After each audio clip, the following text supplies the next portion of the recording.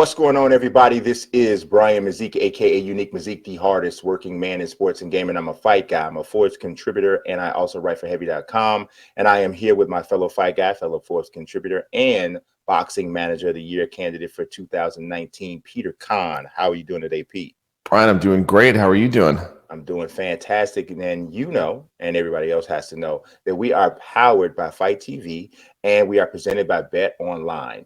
We are here every Monday, Wednesday, and Friday for Monday, Wednesday, and Friday at 8 p.m. Eastern Time. If you are watching us on Fight TV, make sure that you head over to YouTube, search The Fight Guy, subscribe to the channel. In addition to being able to watch us on Monday, Wednesdays, and Fridays, you also get drops here and there of specific combat sports content throughout the week. Make sure you're plugged in for that. Don't forget to click that notifications bell so that you'll know when the videos drop. Also, don't forget to like the video. Now, if you are watching it on YouTube, make sure you head over to Fight TV and subscribe to their application, because they have additional combat sports content as well. So what do you say we head into round one? All right, it is my pleasure, as well as I know I speak for Peter when I say this, to have an opportunity to speak to Franchon Dezurn-Crews. How are you doing today? Well, I'm great. I'm the WBO champion for now. Hopefully in the future, I'll be the WBC champion. So they didn't reinstate you, huh? It's okay. It's quarantine. So let me ask you about that then. So the fight was considered what? A no decision, no contest? How did they technically deem that fight with everything considered now? Well, per the Texas Commission, on a few occasions, it's a no contest. So right. It didn't happen. Okay, because that's where they're standing now. From my understanding, Jimenez has an appeal with the Texas Commission, so I don't know. So did something kind of go back and forth? Because I thought I saw an interview that you did where they were talking about maybe you had been reinstated as the champion. So has it been a bit of a roller coaster with this, or how? It's very traumatic and very stressful. The WBO reinstated me. I think it was like February 20th, I think. Okay. And reinstated me as the champion. But the WBC just put out like a statement saying that, long story short, the title was vacant. They have an ongoing investigation with her. What I can do is fight the next top ranked person for my belt. But if Jimenez is found not guilty, she can just jump back in the rankings and take the belt from me. But didn't she also, I mean, and you know, correct me if I'm wrong, but didn't she fail a drug test? She failed too.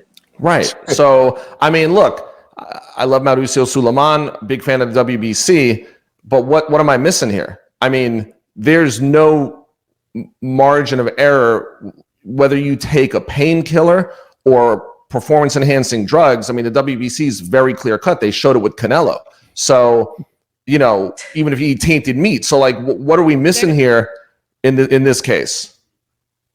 What they're saying is that it's an appeal process. The example they continue to use is, if it was a murder, you don't just go to jail. You have a right to a trial. And basically, they're giving Jimenez her due process, which I'm fine. Due process or not, the facts are still the facts. But it's just like, okay. I mean, you've handled this entire situation with class, like from January 11th on. You know, you've been nothing but class. And, you know, and the way that you even express, let's be patient, let's just let everything play out.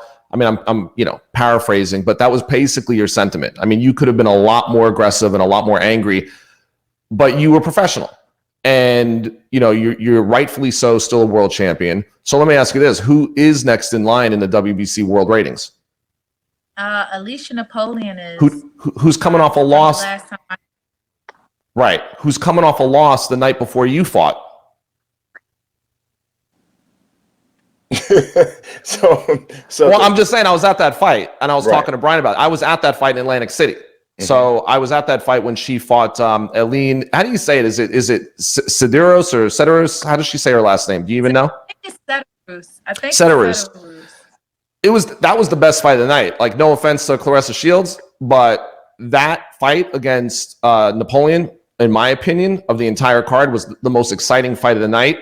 You have a unified champion with the WBA and IBF title. How do you feel about that type of matchup? Oh, I'll beat both of their asses. No offense. Like, I love Alicia and respect to Cederos, but I mean, one side of me is like, I'm still processing. Franchon Dezurn-Crews is processing like what happened January 11th and dealing with that. But the heavy hit diva, she on some stuff now. Like, I'll go back to the old me. I'll run through her. One of the things that I know has to be frustrating, and I'd had an opportunity to speak to Claressa about this as well, is how, for you as being someone who is still, I would consider a pioneer for women's boxing, you're trying to essentially draw this, the more eyes to your sport on a day-to-day basis. And then to have already established yourself with a certain level of excellence, and then to have like this situation happen with Jimenez that kind of throws a monkey wrench and stuff. Can you talk a little bit about maybe how that might be frustrating, or how, you're dealing with that overall? Well, my husband is also a professional boxer. His name's Glenn Dezurn Jr. And he's a boxing fanatic. Like, he makes me sit down and study. He loves the game. Like, boxing's his first love. I'm his second. I'm getting up there though. But we always have conversations about like legacy and what do we want to do and leave when we finish. Because I mean, to be honest, boxing it seems like a long time, but you have a short window. And once you leave the sport, you're not the same as when you started. So on top of, of course, winning, I want to make sure my legacy isn't intact. And for something like that to happen, now my name isn't recognized in the book as the WBC world champion, when it's rightfully my title. Even on a decision, the scorecards, I should have won. I would have took a draw, but I should have won the fight. It's just like I don't like not being in control, because I'm a firm believer in, you are in control. You create your reality. And things may come your way, but it's up to you to manifest and change those things. And I feel like my hands are tied behind my back. They're playing with my life, playing with my career, playing with my health, and everything. So it's definitely frustrating, but I just trust and hope that everything works out. My attorneys are working, and, hopefully the process that the WBC is following, the right thing is done. Do you feel like, I know the drug test was an issue, and the two failed drug tests. But do you feel that there's any other potential like controversy with the fight with Jimenez? Is there any other aspect of this that is also being investigated beyond banned substance? Yeah, Brian, you're just like tap dancing around it, right? Well, I mean, yeah, what gotta say? Because you're just like it's like tap dancing around it. I'm gonna be honest. Hey, is there anything else we could maybe I'm gonna be honest about? with you. I'm watching this fight. Watched it live, right? And I'm like, something's different here. And I got you. But Franchon said this, but she said the same thing after the fight in a very classy way. She said something's different here. So So okay. From my understanding, she's born a female. I would hope that all the commissions involved, the WBC, WBO, Golden Boy, Texas, they would never put me at that much risk to have me actually fight a man. Like, you have a room full of professionals. We should get through to that. And BADA is very thorough. They watch you squat and cough and pee and do everything. So they're there. Mm-hmm. What she tested positive for is definitely a substance that can start you to transition to something else. It's a synthetic testosterone. It's something that's used in horses. It's something that will give you extraordinary stamina, build muscle, cut fat. So I mean, what she's taken, what she took definitely coincides with why her physique and her voice and those things happen. Those are side effects. So that's just facts. I'm not throwing shade. That's just Right. facts. Google Stanzalo and it will explain a lot of why she, had that appearance. Okay, fair enough. So let's do this. Let's talk about the fact that you brought up the word legacy. Okay, you're a world-class fighter. You are a world champion, and we're in this quarantine. There's a lot of uncertainty, but eventually we're going to get back to fighting. Eventually, you're going to get back in the ring. And is that unification what you want right away, or is Golden Boy talking about wanting to make a rematch if for some miraculous reason Jimenez is cleared, which I don't see being the case? I mean, you have to show some pretty convincing data or something, evidence to be able to get out of 2 failed drug tests. So let's say that that's not even on the table. Has there been any talks about you fighting Napoleon or Cederroos, and then if you fight Cederroos, really unifying, or what would your next plan be? Well, things were going crazy like when the WBC announced it, but definitely reached out to Golden Boy right away and told him what I wanted to do. I would love to, I have 3 options, of course, because of the type of fight I just had. And people have never really seen me at my best. If you look at the last couple of rounds, I have boxing ability. Everybody thinks, oh, she just got a right hand. She's wild. I'm very calculated what I do. I have so many facets to my style.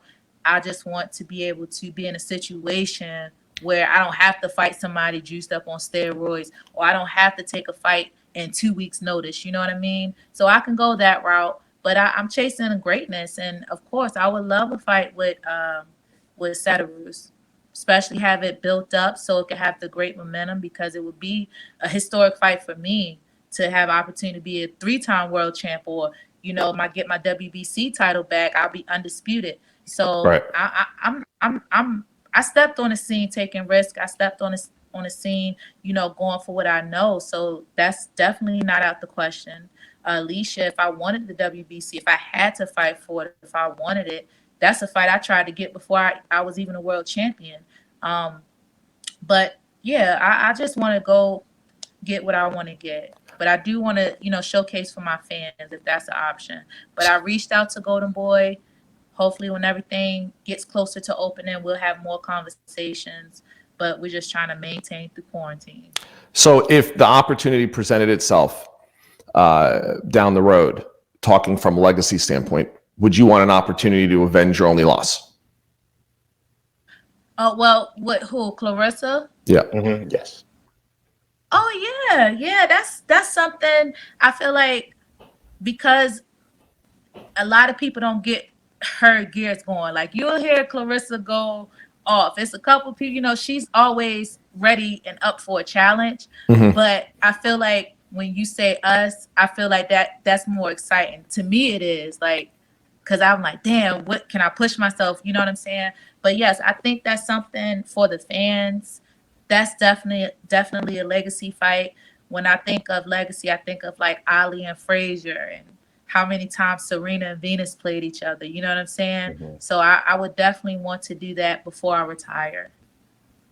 Yeah, it makes sense. Because I think that you two absolutely have the most star power in the region, in the weight region. Everybody else is just kind of, they're good fighters, and they're people that are there for you guys to seemingly blast through so that ultimately you guys can have that rematch. People will know if and when that fight happens that it's real. Like, Right. they will know it's real, especially like her journey, my journey, like what happened last month in January. Like, people will know it's real. It's not something that's made up to be bigger than what it is. Like I'm be honest, when her and Christina Hammer fought, that was a beautiful build up. They had Showtime, everything. Right. But Tamara got rolled over. You know what I'm saying? Yeah. I know me, unless you knock me out, I'm going to be in there fighting. You know what I'm saying? It's not many people can say they whipped my ass. Even the girl on steroids, she couldn't knock me out. And I was hurt. So, you know, when me and Clarissa fight, if and when, it's going to be lit and people are going to love it. Yeah, I mean, I think that it would be a fight that would have a great build. I do think that it would benefit from, you know, you having 2 more wins, Clarissa maybe having 2 more wins. There's a lot of talk about Clarissa and Layla Ali.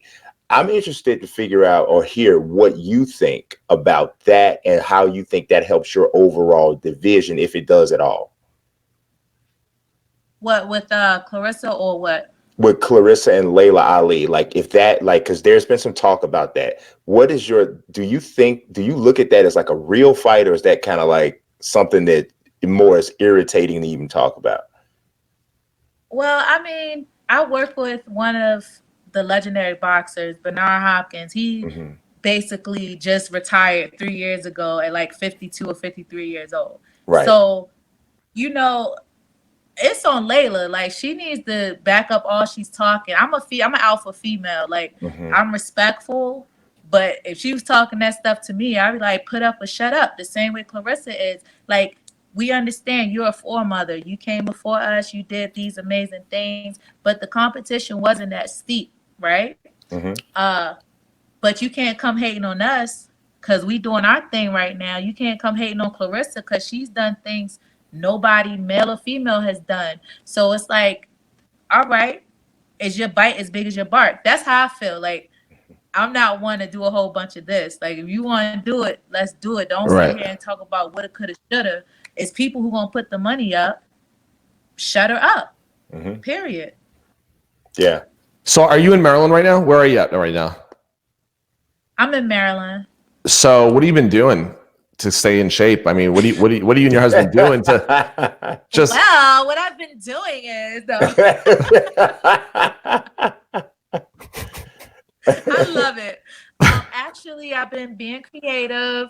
I'm manifesting my next fight, so I've been working on my next boxing uniform. As you know, I design all of my boxing apparel. That entrance was the bomb too. Yeah, I was gonna say. I got to tell you, that entrance was the bomb to the Jimenez fight on January 10th. Yeah, that was great. Or January 11th. Sorry. Yeah, I mean, that was amazing. I had girls from Baltimore, my sister-in-law, a guy from Philly. I put a lot of thought into it. I actually have a mini documentary I have to finish that's, you know, showing like some of the behind the scenes from that whole fight. Just sewing, you know, get my business plans together, trying to finish school because I need to get this degree before the year is out, and just trying to stay motivated. Like, even though you're a champion, you're a boxer, I've been doing this for my whole adult life. This is out of the norm. Like, this isn't my routine, so it's kind of hard to adjust and just stay motivated. I'm grateful because my husband's a boxer, so we can, you know, keep each other on point. But I think once things start opening up, I'm going to reach for more opportunities, like stretching out to the entertainment world, stretching out to more bigger platforms. Well, but you know, I'm just staying busy and resting. Yes, and it's great to see you staying active. It's great to see you staying doing what you can do to stay in shape.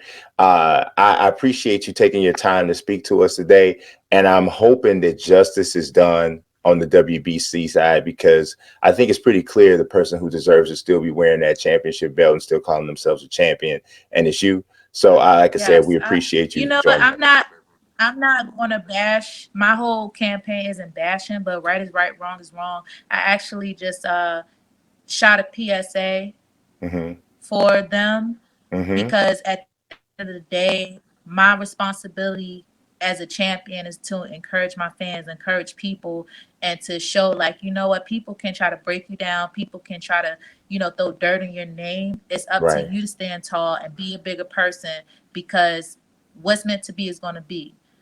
So I just want to stay focused on the positive things. The negative things are going to come and go, but I'm trying to make the positive things stay. Absolutely. Well, look, you definitely present yourself as a champion. I mean, you're all class. Like you said, alpha female in the ring. You know, you bring in a nice fashion statement as well. Your entrances. I mean, everything that you have going on right now at this stage of your career has been fantastic. And if you could end up unifying those titles, that could be like a cherry on top. Absolutely. Absolutely. Yes. Again. My little babies in the future, like my mom and dad both. For sure. Well, like I said, we definitely appreciate having you on, and we hope to get an opportunity to speak to you again. All right. Thank you, guys. Thank you so much. Thanks so much, Franchon. Have a good one. All right. Let's go ahead and jump into our first between the rounds. And so, Peter, this happens a lot of times. Things happen between shows, right? Information pops. Right. And so this one was pretty significant. Something happened here with Devin Haney, undefeated, young, up-and-coming fighter. And he made some very controversial comments. He was being interviewed, and the subject of Vasyl Lomachenko came up, which seems to bring out something in a lot of people. But Devin Haney said, ain't no white boy gonna ever beat me. I don't care. You fight 10 times in a row, and I'm gonna beat him all 10 times, right? So obviously, I know that later on in the show, you're gonna have a response to that. You're gonna have something to say about that. But my take is this: first and foremost, I think it's a ridiculous comment just because, I mean, it's beyond the fact that obviously it's a pretty racist comment, just to automatically assume somebody's inferiority in anything based off of their race is dead wrong. Same way, and me as an African American become, incensed or upset or insulted by someone saying, no black guy's gonna ever beat me out if we're going for quarterback position. Same way that would irritate me or bother me, because the stereotype is that, before recently, African Americans couldn't play quarterback effectively. That was a stereotype. It was a wrong stereotype, obviously, but it was one that existed, and it's one that many people bought into. The same stereotype exists in the world of boxing, that, the greatest fighters are always African American or Hispanic. So to say that is just dead wrong. Now, but for me, I think there's a flip side to this. I think that Devin Haney, while he's a very young man and obviously, subject to say some things maybe he shouldn't say, I think that there was a little bit of a method to this madness. Devin Haney shortly afterwards posted a picture of himself in a similar posture as Floyd Mayweather Jr. Floyd made a career out of making himself the villain. Always putting himself in a position where people hated him, but then obviously don't get it twisted. As much negative or seemingly negative things Floyd had associated with him throughout his career, he also has a very hardcore and loyal fan base as well. So either way, there are these people on these two opposite ends of the spectrum about Floyd Mayweather, and that concept is what makes you compelling and makes you a draw, for better or for worse.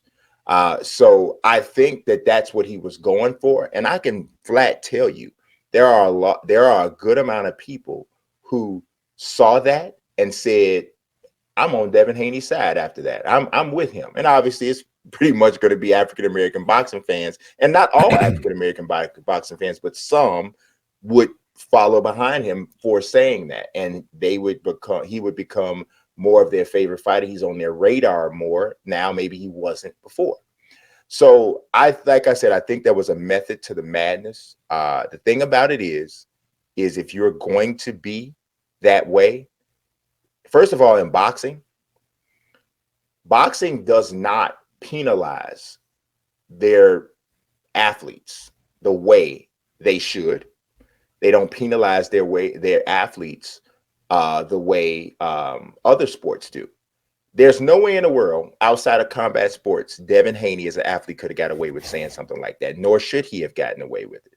It shouldn't even be as simple as I apologized, because I'm going to tell you just like this: if Tom Brady was to say something like that, he would not be let off the hook, nor should he be. So the thing of it is that boxing works on different rules. You got people like Adrian Broner who have said multiple racist things. Even Floyd says, there's a video of Floyd before the Pacquiao fight. He says, there's nothing that Pacquiao can do for me but go make me some chop suey, get me some chicken chow mein. All of this horrible racist stuff he said before this fight took place. But it's boxing, and nobody penalizes these people the way that they don't penalize the athletes the way they're penalized in other sports. It's unfortunate, but that's the way it goes. So Devin Haney's playing a dirty game and playing it in the dirtiest way. But this is unfortunately the way things transpire in boxing. So we'll see what comes from it. He's already kind of walked it back a little bit by apologizing and saying that he's not racist. It's kind of hard to walk back a comment that strong. So we'll see. And like I said, I can't wait to hear what you have to say in the championship rounds about that. But right now, let's head over to round 2. Right, it is my pleasure to welcome in Demetrious Mighty Mouse Johnson, one of the greatest fighters in mixed martial arts history, currently competing with one championship. How are you today, Demetrious? I'm doing good. I'm doing good. I hope you guys are doing well in these crazy times, but the Johnson family is doing all right. Yes, that is great to hear, man. It is great to hear. So tell me, what have you been doing to stay active, to stay in shape? You don't look like you put on too much, but obviously with the quarantine and COVID-19, just putting everybody in social distancing. I've been focused on keeping a healthy diet, obviously, with my dietary restrictions kind of help out a lot. I've been working out. I try to get my heart rate up 3 days a week. Other than that, man, just been busy around the kids. We're homeschooling them now. Been busy creating content via Twitch and just hanging out with the family. That's all we can do. When everything's closed outside, all the stores are closed. There's not much you can do outside.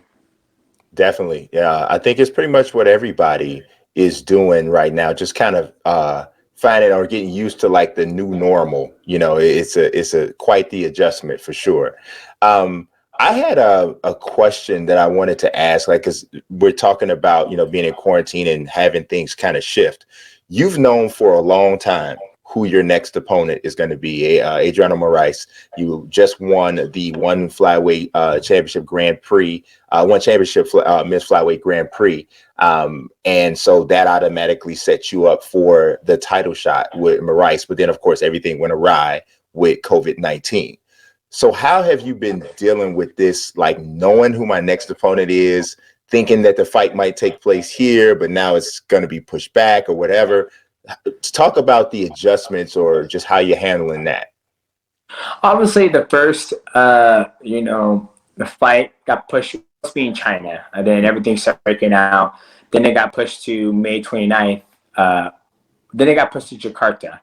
And they got back. It got actually moved a day closer, it was April 11th to begin with. Now it's April 10th. And then now it got pushed back to May 29th into Manila. And as of right now, with the landscape of things overseas, it seems like the cases keep on rising. Like I said before we started this show, a buddy of mine who's in the military, he told me today that our order is going to get pushed back to May 17th, lifting maybe some restrictions. So my gut tells me that the fight's not going to happen May 29th in Manila. So I know it's supposed to, but I just don't foresee it happening with everything going on.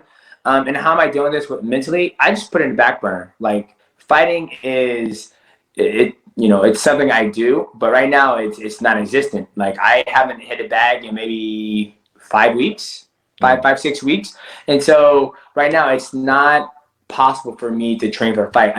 It is, but we haven't really taken that steps and measures because we don't foresee, I don't even know if I can book a flight to Manila right now or Singapore to be able to get myself acclimated. I have friends who has a family in the Philippines, and they were telling me that it's so locked up over there right now that only one person can leave the house, and they have to have an access card. So with me knowing all that stuff and gathering all that information, for me, it's like, okay, that fight's not going to happen. That fight's not going to happen probably till the restriction gets lifted up and fights are going back and forth, because all it takes is one person.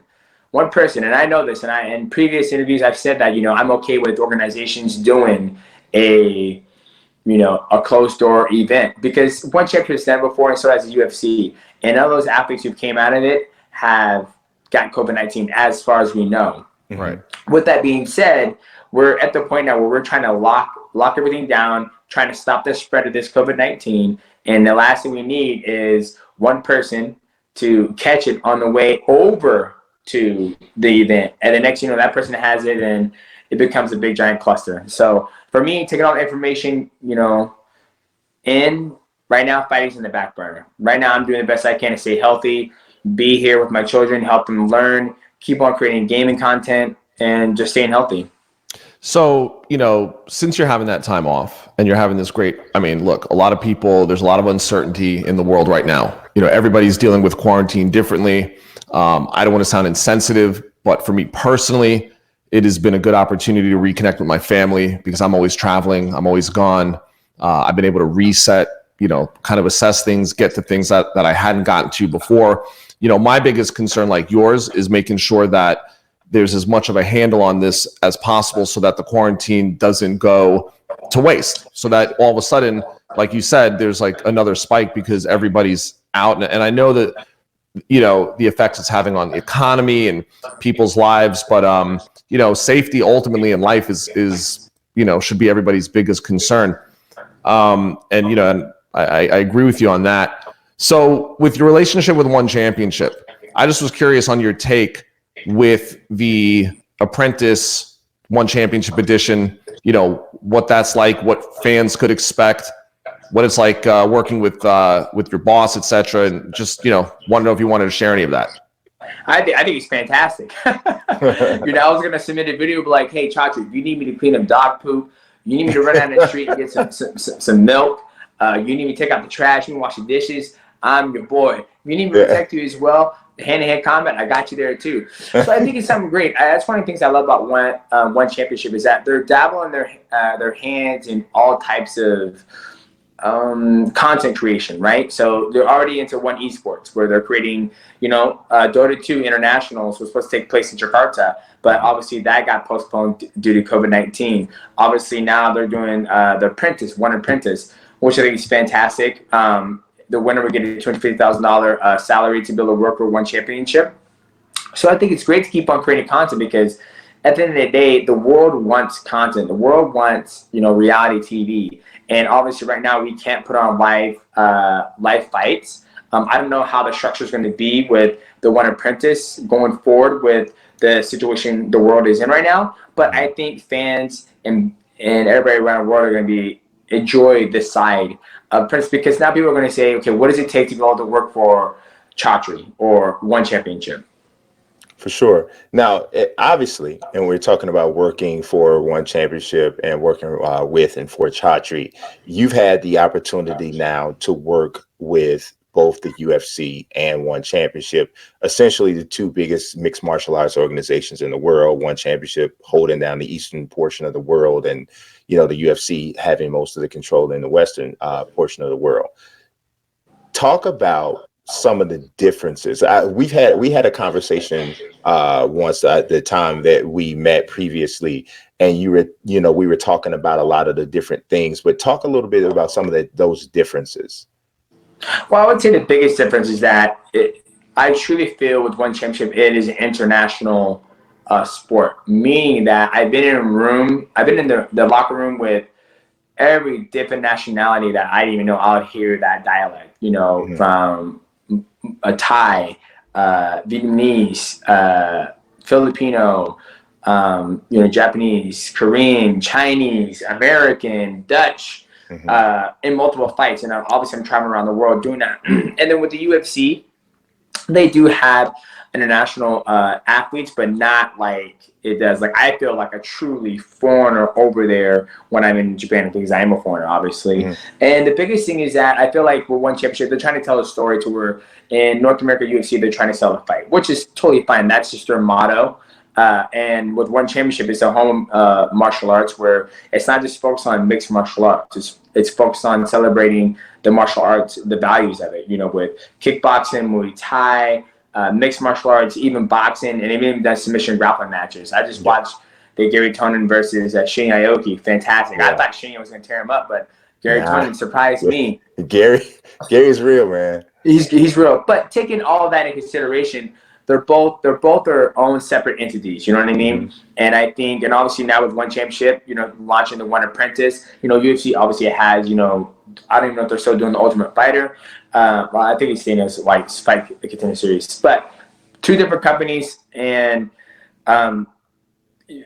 that's what I would say the biggest difference is that one company's focused on just selling fights, and one's working on building heroes for each of building heroes. I mean, you look what they've done Along Song, how he is to the Burmese Python is to his Myanmar people. Mm-hmm. I mean, it just goes on and on. Yeah, I mean, if I don't know anybody who hasn't had an opportunity to see it, people talk about like the way Conor takes over and the way the crowd responds to him, especially if there's a large Irish contingent. If you see the atmosphere at a One Championship event in Myanmar when Aung is fighting, it's something, just the electricity there for him is insane. And when you think about the fact that Aung did compete in Bellator and in some other organizations before now, but nobody was able to ever capitalize on him and his stardom in his homeland like One Championship. So that is definitely something that has to be recognized. But I want to talk a little bit about another aspect of it. I remember once you kind of broke this down for me. You're talking about how the pay-per-view points work. And I know that UFC has a different system, but I thought that your explanation was fascinating, especially since most people have no idea how that works. So you are one of those people who I felt like throughout most of your career, and this is just my opinion, I felt was underappreciated as one of the top champions in the promotion and in the sport. Could you tell us like a little bit about how that works, and then how somebody like you may actually not get the push or even maybe the compensation that they're supposed to get under that system? Wait, and before you answer, I'm sorry. Before you answer that, I want to, for Brian's sake, because somebody went at Brian after one of our shows in the comments, right? And so I know Brian's asking this because he kind of wants, he wants the expert to redeem him.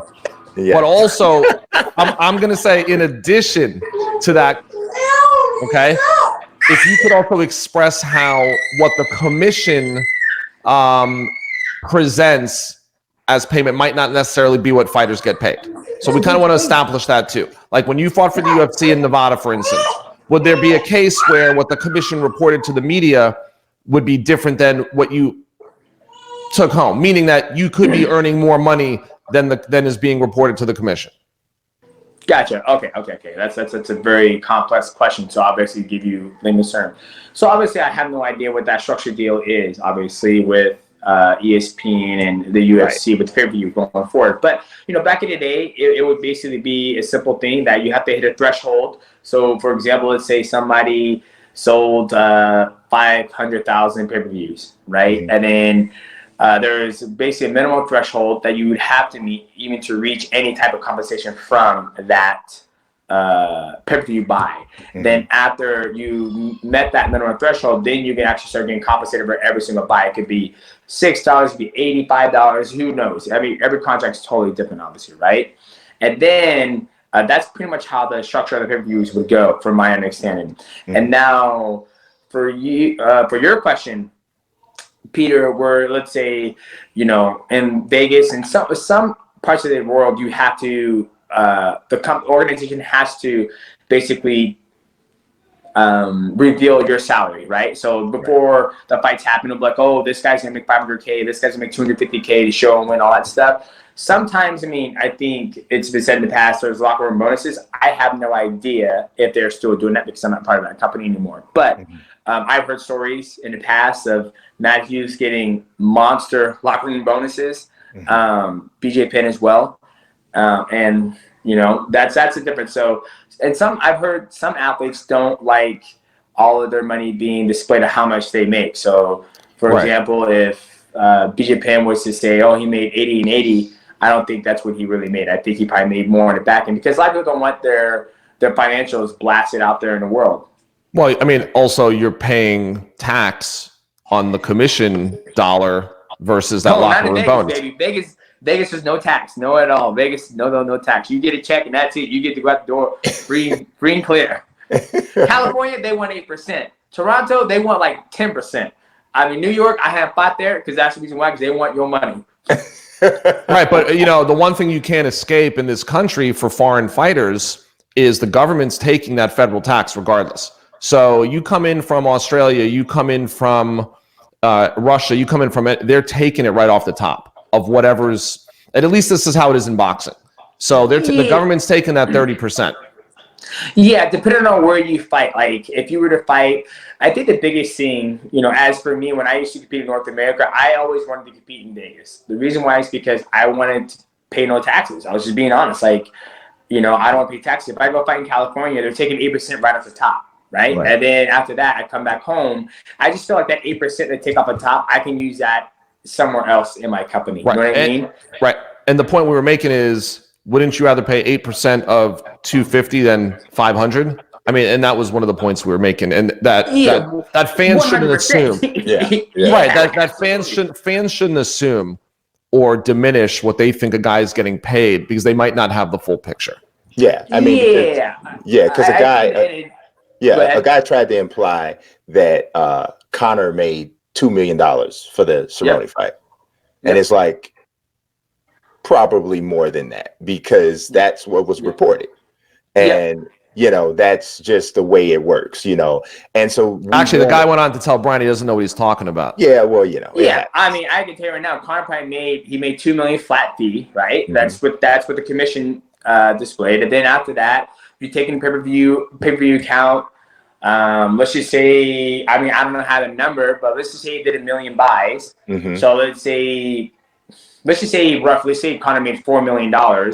And then, yes, he's a foreigner. So, but knowing Conor, if he was smart, he would probably have a business set up here in America to where he doesn't have to pay the full, taxes on it. And then I'm sure it's sitting here in America where he's probably going to pay his 37% on that, and then he might just leave that money in this country, and then maybe when he's finally retired, there's a huge system you can run this thing that way you can avoid paying taxes. All professional athletes do it, whether it's I remember a football player used to do it. He used to run it through his nonprofit organization, and then his nonprofit organization would pay him that way he had to pay tax on it. So there's a huge loophole that the athletes need to look into. Absolutely. That's around you have to be paid all taxes. And I think it was more so that, the argument that we were trying to make, it wasn't even an argument. We were just having a conversation, but, people go into the comments and they get a little bit out of control. You're a streamer. You're a streamer. You know all about comments. And it's not like I disagree. It's like, this guy's a lying weasel. That guy knows nothing, so. So speaking of streaming and comments, I know that gaming, you and I both share that passion. I'm a huge gamer. Talk about some of the stuff that you've been streaming most frequently or most recently now, some of the stuff that you're on right now.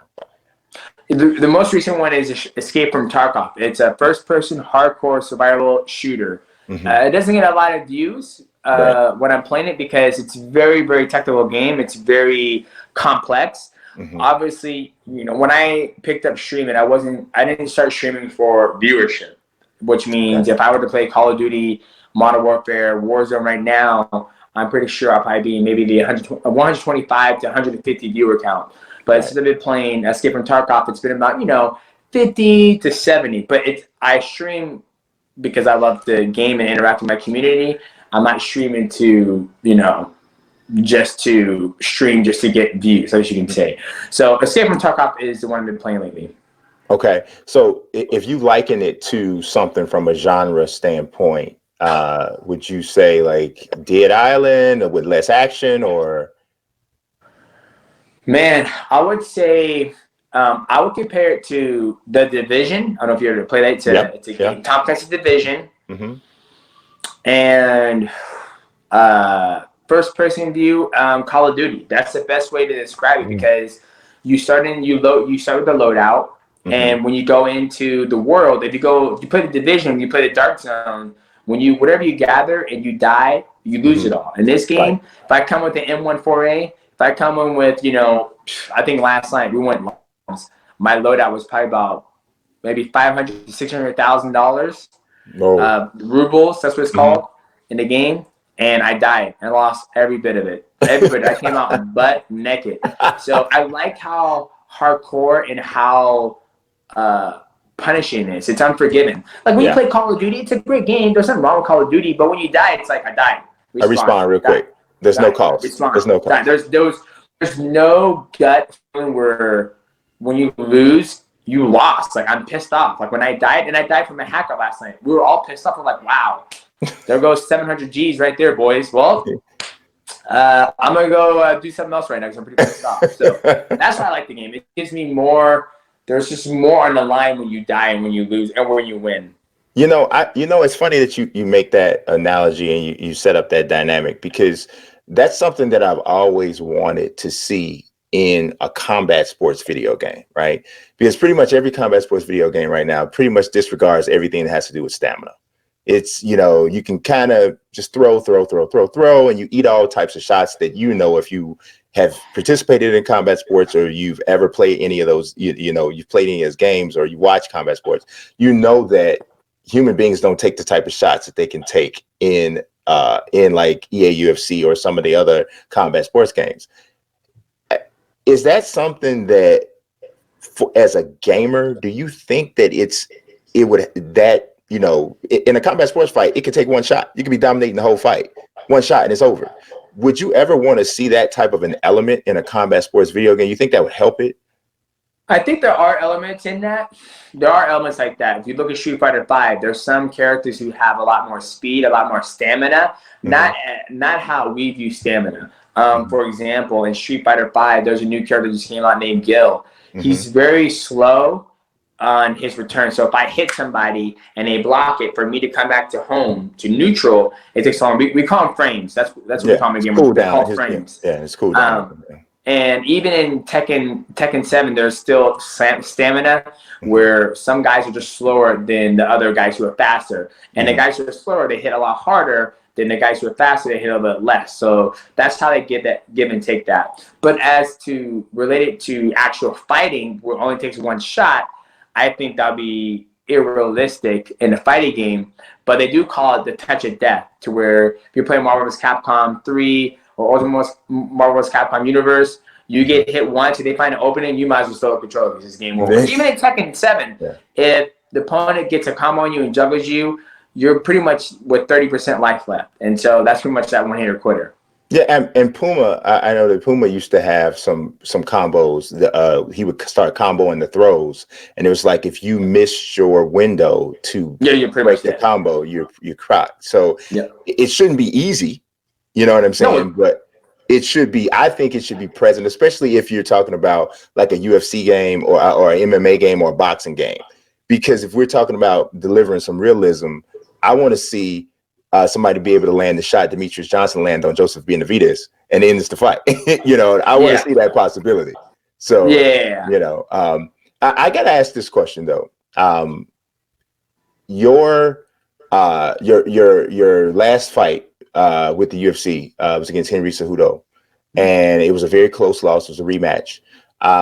Is there ever anything in you that's like, you know what? I'm not like obsessed with it, but I'd like to see that dude in one championship so I could get that right. To be honest with you, no. I never think about that at all. Yeah. Just the type of person I am, right? Yeah. I mean, if I have that same thought, then I'll think the same thing about Dominic Cruz, Brad Pickett, because Henry Cejudo is my only loss. Right. And with that being said, obviously there's so many other athletes that haven't fought and won championship, like Adrian Reyes, he's the next up. There's Kyrie Akhmatov, Jay Eustaquio. There's so many athletes that I haven't even competed against. A loss has happened. right? And you just put them behind you, move forward. Now, if he were to come to one championship, that's a totally different aspect. But right now, I know he's about to fight. I think Dominic Cruz. Yeah. And so that's what he's doing in his career. So I always focus on my own career, what I can do better to keep on building my brand. But yeah, that's where my head's at about that. Yeah, and and one championship is continuing to grow its brand. I mean, the footprint keeps getting bigger. I mean, this past weekend, I know they partnered with Global Citizen to raise money for COVID, and I know they used athletes in their network to to participate. What do you think about those performances? I think they're great. I mean, I think my initial response, I was like, oh, damn, it's about to be a legit concert. Like, everybody's out. I thought it was going to be like a concert, like a big concert. Like, from the video I saw, I thought it was going to be a concert. But it was typically, everybody at home doing their thing and just put on a show, singing for people. I thought what the artists did was absolutely amazing. I mean, I feel right now a lot of people are searching for content. They're searching for something to watch. Yeah. They're searching for something. Yes. Like for me, I'm thankful I have video games because I can. Me and you both. I don't need to watch TV. I don't need to watch something. I'll just give my video games. The kids and the wife, they good. I'll be in there all day. Right. I don't even need what they're going outside the world. But I think people out there, they need something to watch. So I think what Global Citizen did to be able to get these artists together and be able to put on a show for people to be able to watch something live, I think it was great. Shit, hell, I watched WWE the other day and it was live. And it was 2 people, and the rest of there was 3 people, and nobody in the audience. I was like, this is actually kind of fun to watch. Yeah. Just to go, I'm like, nobody's there, dog. I found it humorous, but I thought the Citizen was cool. Yes, for sure, man. Yeah, and in both of those cases, millions of people were watching. Yeah, millions of people were watching, just nobody in person. Yeah, exactly. And I mean, like I said, it was streaming on the One Championship app. It was streaming on Twitch. It was on CNN. I mean, the thing was everywhere. So yeah, and One Championship, that's what I was saying, is like, like from a brand perspective, being involved, getting out there, continuing to push that, push forward. I just think that it's all moving in the right direction. Absolutely. Yeah. Well, Demetrious, man, it was my pleasure to get an opportunity to speak to you again, man. I'm hoping that we can have you on the show again, but stay safe. Hopefully you and the family are okay. And like I said, hope we get a chance to talk again. Absolutely. Thank you, gentlemen. Thank you, Peter. Nice meeting you. And same here. Thank you. Brian, thank you for having me, brother. Yeah, I got the movie posters covered up this time. Remember, I told you need to watch The Usual Suspects. Hey, we got fancy backgrounds now. He's in Chicago. I'm in Miami, so Right? Did you get a chance to watch the Usual Suspects yet? You never seen that movie? When I get time, when I get free time, what I do with it is play video games. I understand. I'm and watch you. the challenge on MTV. That's it. Yeah, I'm with you. All right, man. Thanks so much, man. Have a good one. Thanks, guys. Take care. So, Brian, my between the rounds here is something that I read on Boxing Scene earlier today, actually, which was Abel Sanchez talking about the fact that he's concerned that Triple G could get really hurt and suffer some serious damage if he fights Canelo for a 3rd fight to complete that trilogy. And I don't know if I feel that it's a little bit of sour grapes with Abel and that he's still hanging on, even though he says it's not. He clearly says it's not because I'm not involved.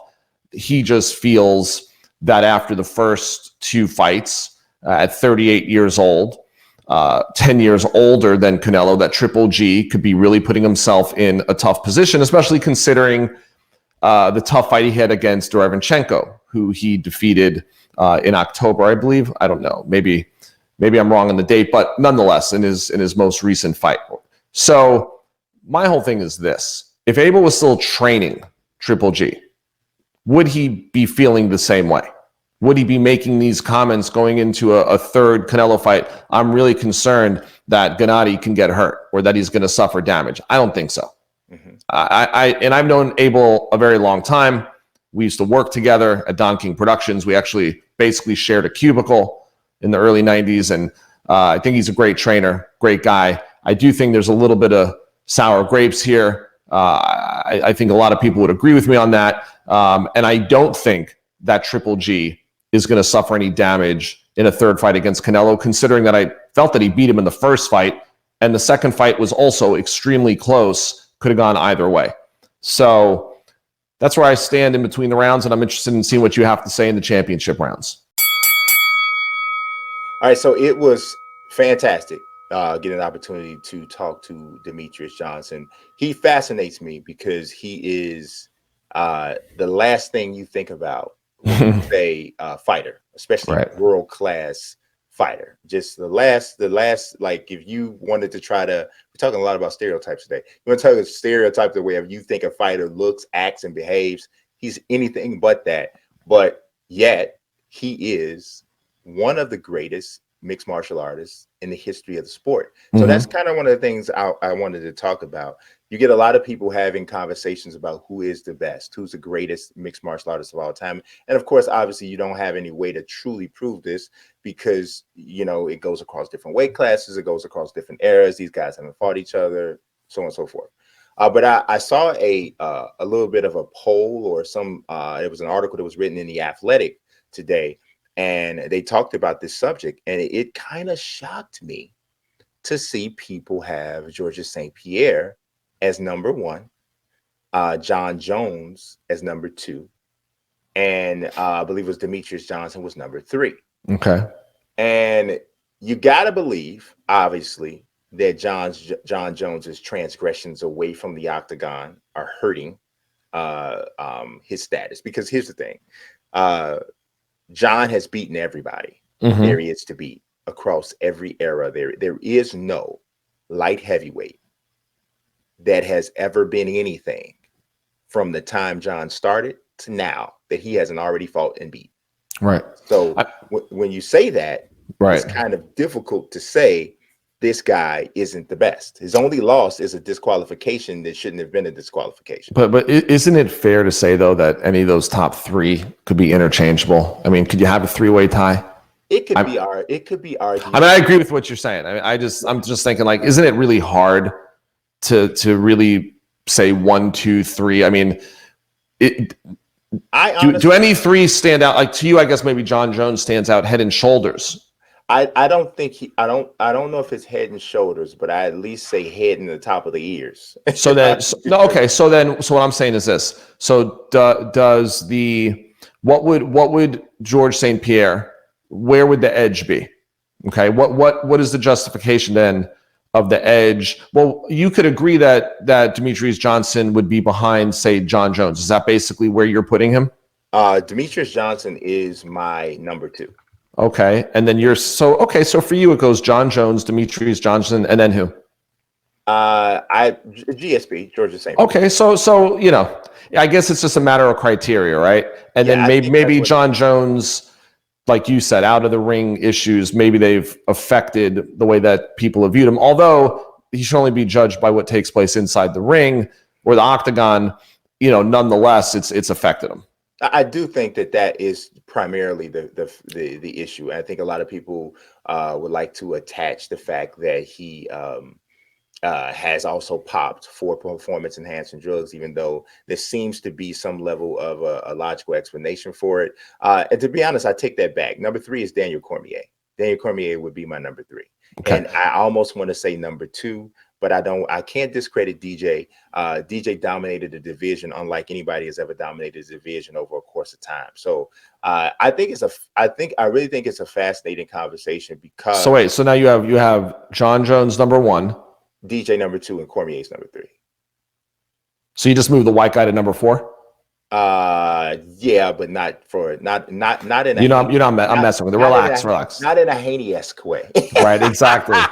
So listen, so what I'm asking, because look, this is your specialty, right? Yeah. And so I'm just kind of trying to understand. So who's had the most like mega fights out of, and you know, if you're watching and you're like, oh man, Peter doesn't know anything about MMA.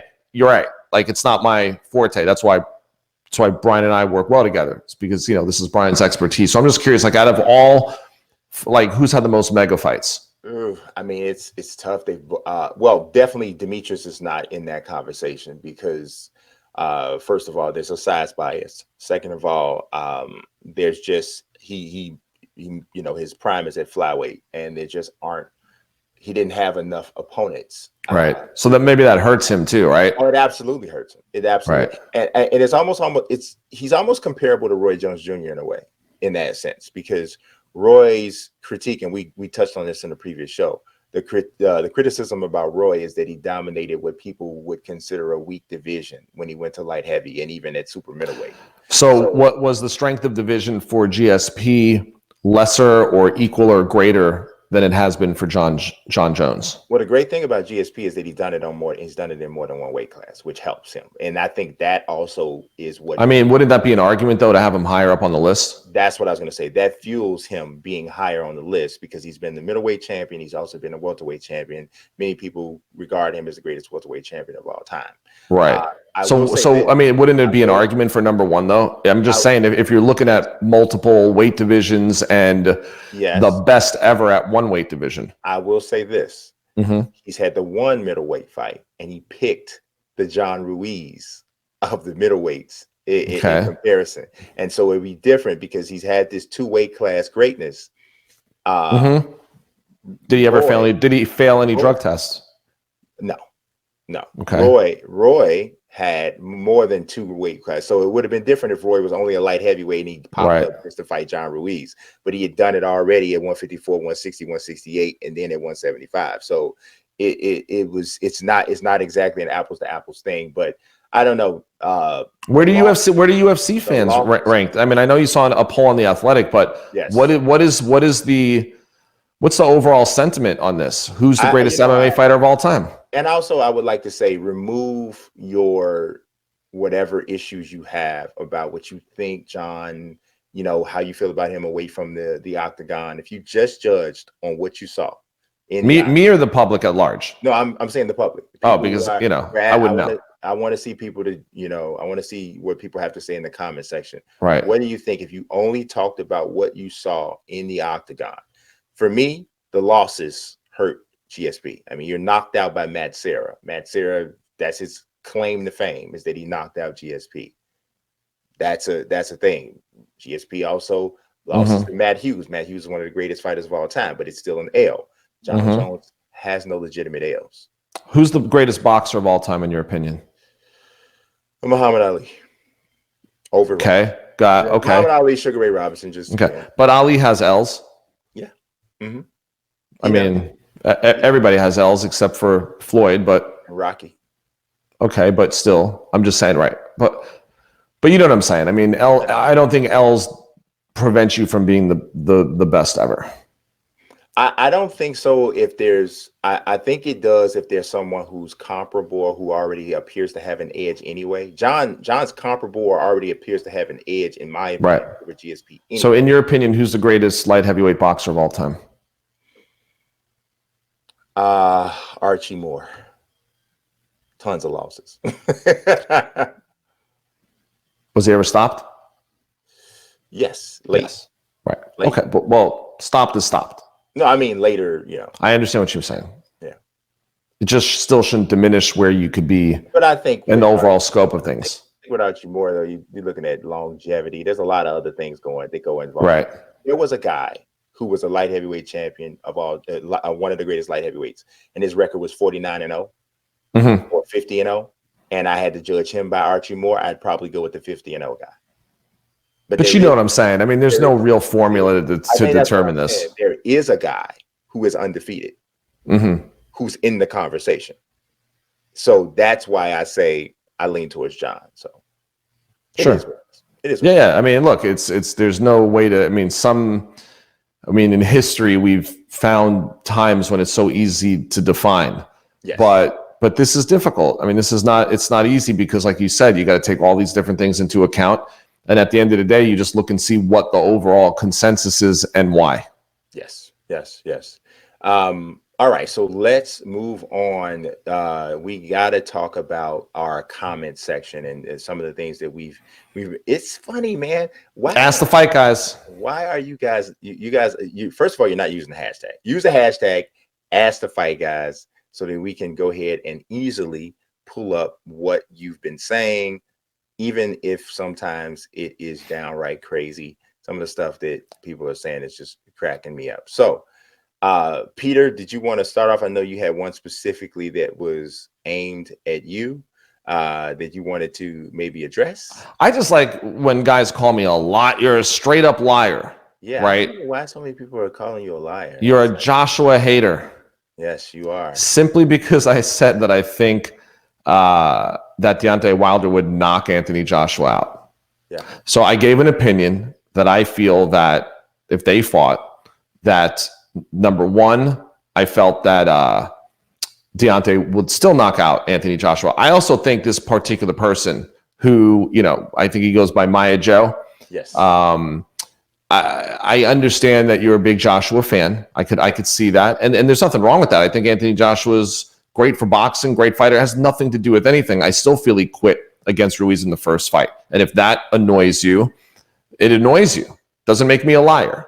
And it doesn't change the fact that I still believe that if Wilder would be able to land that one punch, that Joshua would still go.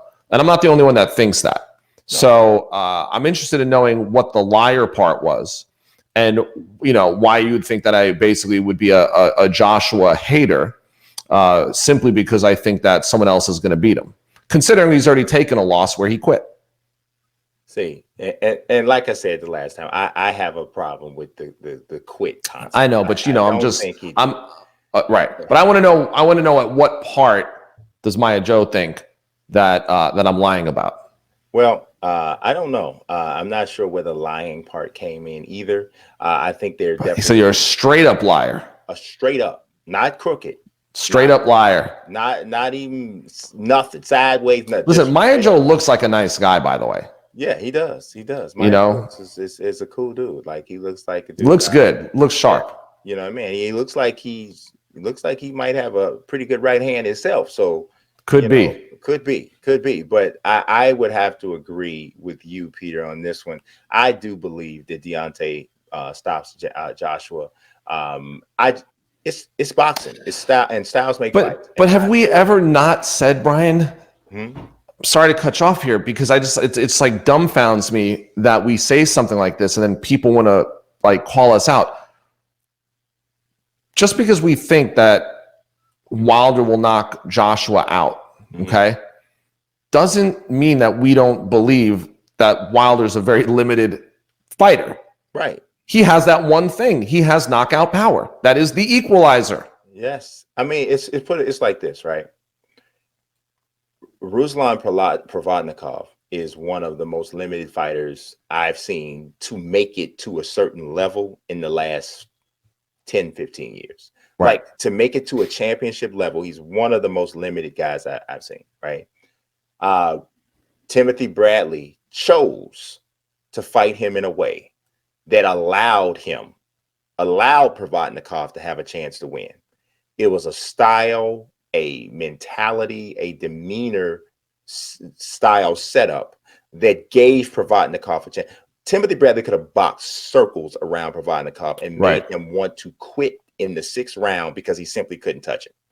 He had something to prove because he came in, he had been, vilified for having been, getting the decision against Pacquiao the first fight. He had something to prove. Bradley has always seemingly had an issue with people disrespecting his power or the lack thereof.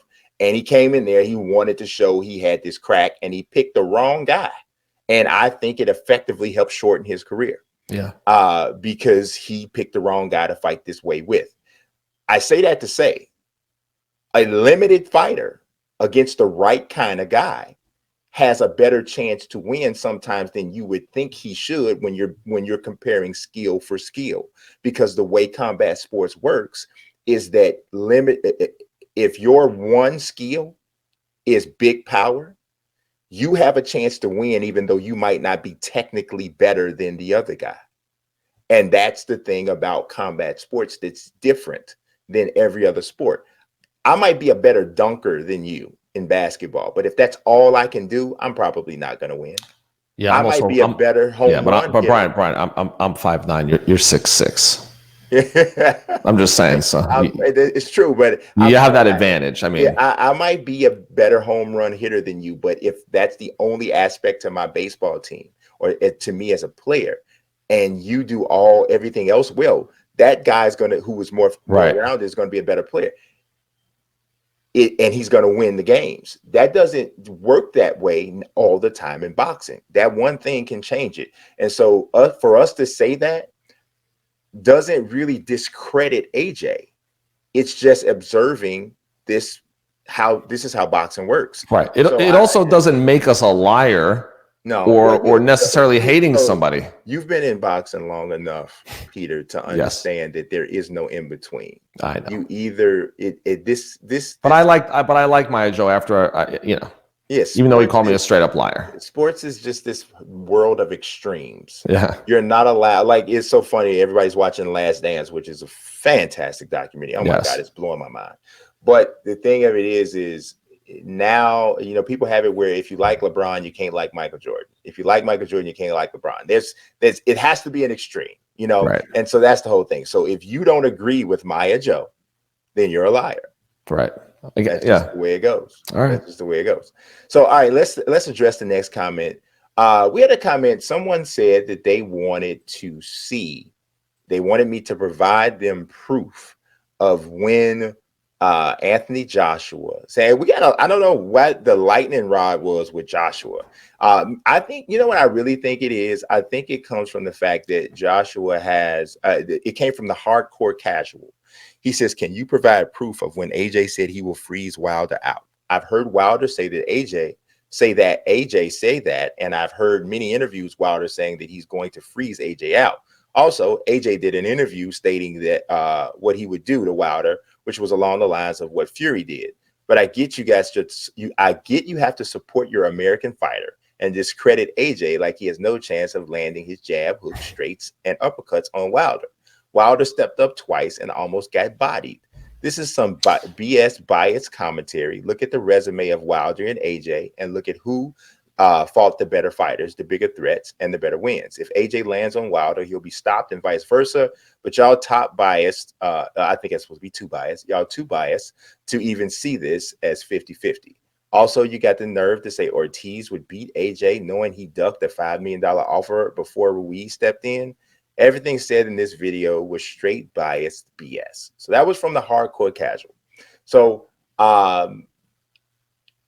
let me address the hardcore casual. First and foremost, it was on, there's a tweet that we're putting on the screen right now, and it is from the BBC, where essentially Anthony Joshua flat out said it. It's a video actual interview where he says straight-faced, and the tweet from the BBC, which was sent March 24th, 2018, he said, Anthony Joshua says he will, quote unquote, freeze Wilder out if talks don't progress. The WBA and IBF champ, because he hadn't beaten Joseph Parker yet, also has his eye on the scales before meeting Joseph Parker. So then they have the link to the interview. So first and foremost, so clearly that did happen. Secondly, again, no one is being biased towards AJ. As a matter of fact, I love Anthony Joshua. So put it like this. Take out my analysis of the sport and all of that. And you ask me, as a fan, who would I root for in Anthony Joshua, Deontay Wilder? I'd root for Anthony Joshua. So you can take all of that out and dump it in the trash because that's who I would root for. Right. But Brian, and they also have to do a little bit more research on us in what we've written in Forbes, respectively. I mean, we've written a lot of pieces supporting Joshua. The thing about me is this, and I'm this way as a person that follows sports. I've always been able to separate fandom from analysis. And that is what separates people who are fans from people who are journalists or who are paid to cover a sport. If you cannot say the person or team that I root for doesn't have a chance to win this thing, then you're a fan only. And hardcore casual, you just got TKO'd. So let's go ahead and go over to the next comment, which comes from Ibrahim Mail. He says, Brian, LDBC is calling your name. I had to look that up. The Lions Den Boxing Club, I think is what it stands for. He said, LDBC is your calling. You lie so calmly. Wow. Why is both of us lying? I don't know. You want him to reveal his game plan before the fight. So this is Anthony. This is another response to that Anthony Joshua thing. Then Ibrahim Mail, and I appreciate you watching, Ibrahim, because you watched 2 different videos. You also commented on Roy Jones' blast Deontay Wilder for Tyson Fury. He says, Brian, you are a PBC fanboy. Wilder does not have no equalizer. It's all a myth. Plus, Peter hit the nail on the head. Oh, Peter got a fan. He says, Brian, you are a grown man. Have some dignity and stop fanboying Wilder PBC unless, of course, you are paid to parrot their narratives. Peter, I gotta say something. You're a lying weasel, Peter. I gotta say something. First of all, Ibrahim, neither of us get paid by any promoter or any entity to support any narrative. Okay, this is our show. We do it because we really love talking about the sport. We enjoy doing this together. I'm a manager. I manage a lot of fighters. Brian is a journalist and writes. You know, he is a fan, but. And I feel like I gotta throw some of these because I feel like they're coming at me. You know. Listen. No. Here's the thing. We give our opinions. Okay. We give our opinions. These are our opinions. This is our channel. It's our show. We have no dog in any of these fights. You know, unless we're specifically talking about a fight that I would have an interest in which I would be very clear about. Right. We have no interest financially in any of these fights. So we're not pushing any narrative. No one's lying. We're giving our opinions. So, you know, what do you want me to tell you? Brian's... We just don't... Sometimes you just... I think the world just has to learn how to disagree better. Yeah. You know what I'm saying? You don't think what I think. It's all good. But you're wrong. But Deontay Wilder knocked Anthony Joshua out. Yeah, you're wrong. He's going to knock him out. It's just what it is. I'm sorry, but that's what would happen. So that is it for round 3, and it's time for us to go into the championship rounds. So, Brian, here are my thoughts on Devin Haney's comments the other day. You know, I know Devin Haney. I know his father, Bill Haney. You know, we've talked about that. Hopefully, I'll get him on the show sooner than later. I think it's unfortunate that Devin is taking that route. I think that, you know, it is a racist comment, regardless of how you want to define racism. Okay, it couldn't be any more direct and racist in its delivery, right? Do I believe he's a racist? I don't.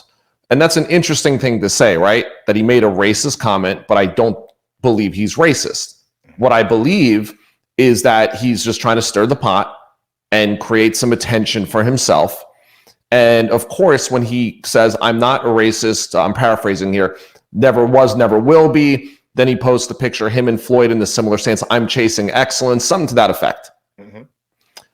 He's almost sort of like dragging Floyd into this thing as being a racist. Like the whole comment was unnecessary. Now, mind you, I don't believe he's racist. Okay. I even texted Bill afterwards and said, what the heck is Devin saying? ? And then right underneath it, when I shared this with you, the screenshot, mm-hmm. I wrote, Tegel's a white boy. Let's make that fight! !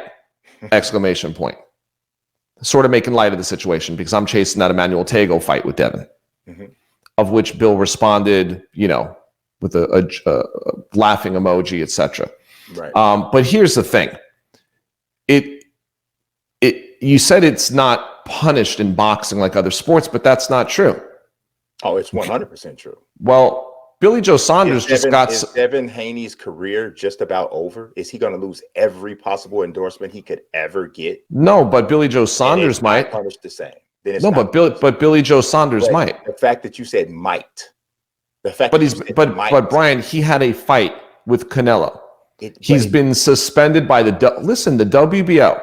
Now, if you're telling me that skin color comments, right, and race that women are less than, because really, okay. So what I'm saying to you is that if you want to look at inflammatory statements mm-hmm. and hurtful statements and potential dangerous statements, mm-hmm. Billy Joe Saunders, you just said in your between the rounds, I know what he was going for. Who? You Devin said Haney. you just said you know what Devin Haney was going for. Yeah, and I know I'm what he saying, was going well, for. I know it, and I know what Billy Joe Saunders was going for, a cheap joke. Absolutely. I mean, so hold on. So wait, so I don't think that's the point I'm making. no, but the point I'm making is that Billy Joe Saunders was immediately suspended by the British Boxing Board of Control. Immediately, the WBO would no longer sanction the Canelo fight.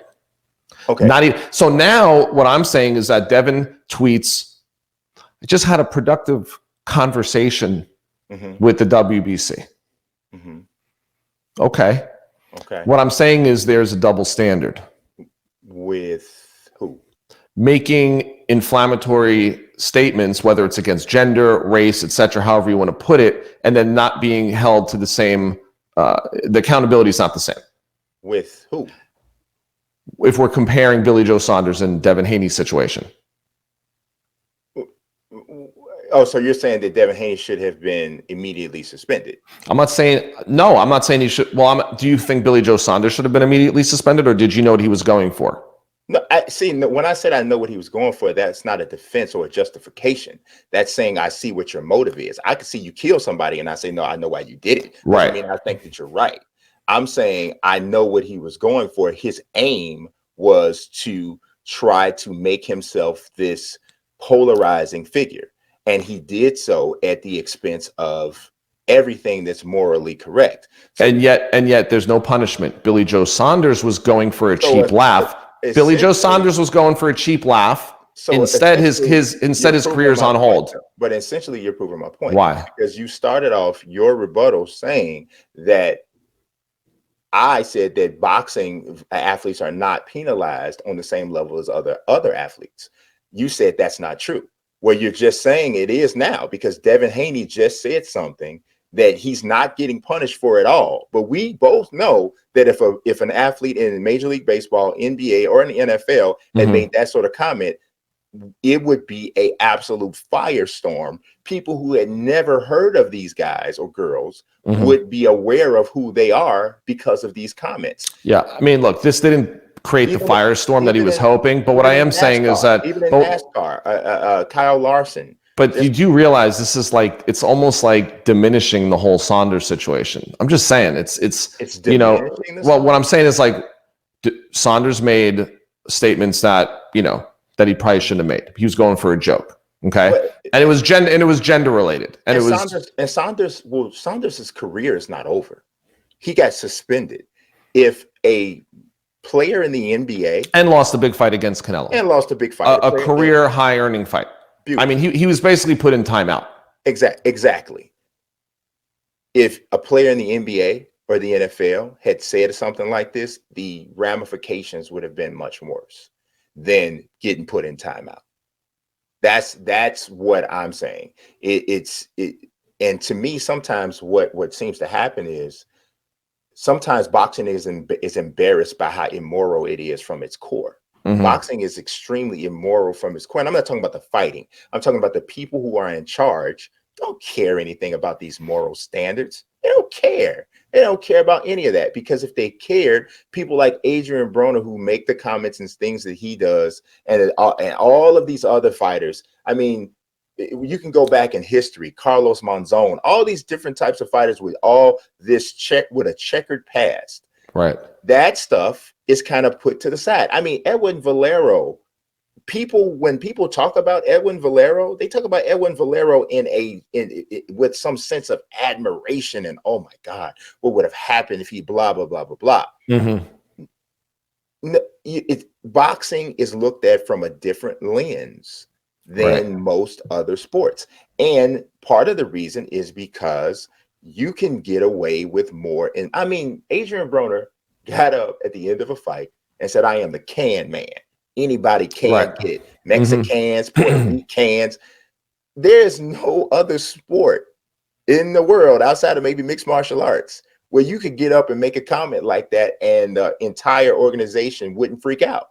So here's what I have to say about it. Just, you know, I wasn't offended by Haney's comments. I mean, I think there's no place for it at all, ever, anywhere, no matter who's saying it, no matter, what race, whatever. I just don't think it should be brought into the conversation of boxing at all.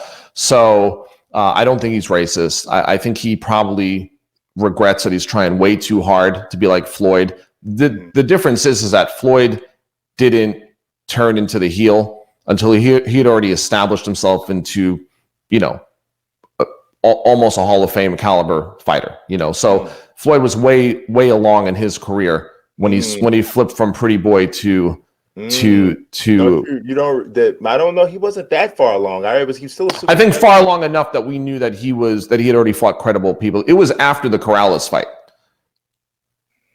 So I believe it was. There's a speech where he gives it in the ring in a post-fight interview, and they say this is the death of Pretty Boy. He gets up and he says, "You got a lot of stuff that I forget who's interviewing him." He says, "You got a lot of stuff going for you." He said, "You got a nice smile." He said, "I don't want to be the good guy. I want to be the villain. The villain make all the money." What I'm saying is, they likened him with Sugar Ray Leonard, and he said, "I don't want to be Sugar Ray Leonard. Sugar Ray Leonard was a good guy. I want to be a villain. The villain." All right, I hear you. All I'm saying is, to me, when I really said to myself, "Okay, Floyd Mayweather Jr. is it," was when he beat the way he beat Corrales for me. So what I'm saying is, for me too. Okay, so if it happened before that, I'm wrong, and he then was already. But for me, I thought it maybe would have happened. Maybe it happened after that. The point I'm making is that Devin Haney's saying all these things and calling all these people out and doing, but I still think he needs to go in there and have that statement fight before he starts, getting a little bit too far ahead of himself. Yeah, I think that is a whole separate issue. Obviously, yes, you can say that, oh, you need to hold down the calling out people, dude, you haven't proven anything. I wouldn't care if he'd beaten Ryan Garcia, Gervonta Davis, Vasyl Lomachenko, Teofimo Lopez, and knocked them all out with one punch in the first round. Yeah. You still shouldn't be talking about, ain't no white boy gonna beat me. Because like I said, if you put the shoe on the other foot, and a white guy had said that. Right. Vasyl Lomachenko said, ain't no black boy gonna beat me. Especially black boy. Black boy? I mean, really? It would have been one. It would have been one if he had said that. So that's my point. I mean, hopefully we just all move past it. All racism is bad. But the thing I will say is that boxing is so freaking hypocritical. Yeah. Because you jump up and you say racism is bad, but you literally orchestrate and promote fights with race as a major drawing point. Mexican Puerto Rican fights are huge because of the rivalry between the two races. You want that African American fighter fighting a Mexican American fighter. We talked about that when Gervonta was on there. We talked about how that would be such a big fight because it'd be him against Santa Cruz, African American against Mexican. So we say all that, and then we put this up as this subject or as this draw. But then when somebody says, "Ain't no white boy gonna beat me," now all of a sudden the boxing people have to pretend as though they're appalled. Get out of here. You're not appalled because you're not appalled at any of the other ridiculous crap that goes on in your sport. I don't want to hear it. Devin Haney's wrong, but so is boxing. So that's pretty much how I see that. So it is what it is. But that's it for this championship rounds. Let's head over to the next championship rounds. So Peter, I understand what you're saying. And here's the thing. We don't know for a fact whether or not Abel is saying this because he is a little butthurt that, Canelo decided to, Golovkin decided to move on without him. We don't know that. But here's the thing. There's certain things that you cannot say because of what just happened. If somebody just fires you or, tells you that your services are no longer needed, any criticism that you give of that person after that, it's going to sound like hating. It just is. It is. Another situation where you just can't ever say something, say this particular thing after this other specific thing has happened. Deontay Wilder and the costume design thing. Excuse. Maybe that's true. But there is no way in the world that's going to be a permissible excuse after you just got stopped. Even if it's true, you got to keep it to yourself. So even if Abel Sanchez is legit concerned about Golovkin in a third fight with Canelo, if you say that after you just got let go, that's what it sounds like, and nobody will ever take it seriously. They're gonna say, "Oh, Abel's just saying that because he's mad because Golovkin let him go." So that's the whole thing. I would just kind of, if I were him, I would just kind of just chill, watch what happens, let it be. But yeah, you're in a no-win situation, Abel. Nothing that you say is probably going to be received the same way. And I always say this: if somebody starts off their comment saying, "I don't mean this to sound, but," or "no offense, but," most of the time they mean it to sound exactly the same way they sounded. So I know he tried to give the disclaimer and say, "Oh, I'm not just saying this because he let me go." Yeah. But what is your take on what he actually had to say? So I mean, I'm not concerned about Golovkin. Golovkin is one of those guys, man, that I cannot imagine Golovkin being stopped. right. I can imagine him being beaten. Now, I mean, obviously, if he fought, he's 45 years old or something. Yes. Right. But at this point now, where he's still been active, like, who can tell me that they've seen Golovkin hurt? Like, I've seen him get hit with a good shot. And like, oh, that was a good shot. I saw Kell Brook hit him with a good shot. I saw Danny Jacobs hit him with some good shots. I saw Canelo land. But I haven't seen it. I saw Derevianchenko hit him with some good stuff. But I've never seen Golovkin hit and look like, whoa. I've never seen that. So the way that Canelo cannot just come in fighting Golovkin balls to the wall. I don't care what the age gap is. These two guys have not separated from a talent standpoint enough for Canelo to be able to say in the third fight, I'm coming out super aggressive.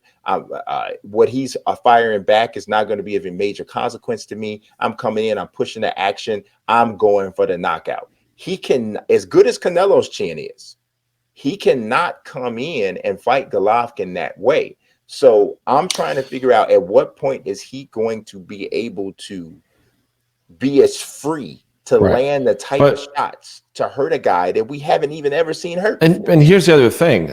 We're now assuming, let's just make the assumption that this fight's at middleweight. Mm-hmm. We're talking now about Canelo having to get down to 160 again. Right. Which we haven't seen for a long time since he fought Triple G. I don't think it would be at 160 because so if it's at a catch weight, but if it's at a catch weight, it's probably not going to be at 175. Right. It's not going to be at 168. Okay, maybe 63 or whatever. But who's to say that doesn't also benefit Golovkin? You don't think? I think it would be at 168. That's what it feels like. Yeah, you think so? That's what it feels like to me. I mean, you would know better than me. I don't know because I just haven't heard enough about it because it's all something that's still, was a transitional conversation after Saunders got suspended, that they were going to go right into that fight into September. But I'm sure we'll learn about it pretty soon. But see, here's the thing: Canelo's the ace hat in this situation for sure. Canelo's going to want to wait at the place that's most comfortable for him. And if Golovkin wants to fight, he's going to have to comply. And I think I also think DAZN controls a bit of that decision too. For sure, yeah. Because I think they can apply pressure because they signed and made the deal for Golovkin, who everyone was after, because they wanted to see this third fight. And they wanted to make that. And I'm quite sure that was a part of the promise. Yeah. So we'll see. Then again, we know promises are made. Manny Pacquiao, right? That don't necessarily get people to sign deals. So we'll see. Right. We'll see what happens. So that is it for us today. We appreciate you watching. Thanks so much to Franchon Dezurn-Crews for joining us today. Also, thanks to Demetrious Johnson for joining us today. It is not every day that you get to talk to one of the all-time greats in a sport, and we got an opportunity to do that today. It's fantastic. I want to remind you, of course, that we are powered by Fight TV, presented by Bet Online. Make sure that you subscribe to us on YouTube, Also, Monday, Wednesdays, and Fridays, 8 p.m. Eastern Time. Subscribe, like this video as well. For Peter Kahn, we appreciate you watching as always. God bless and peace.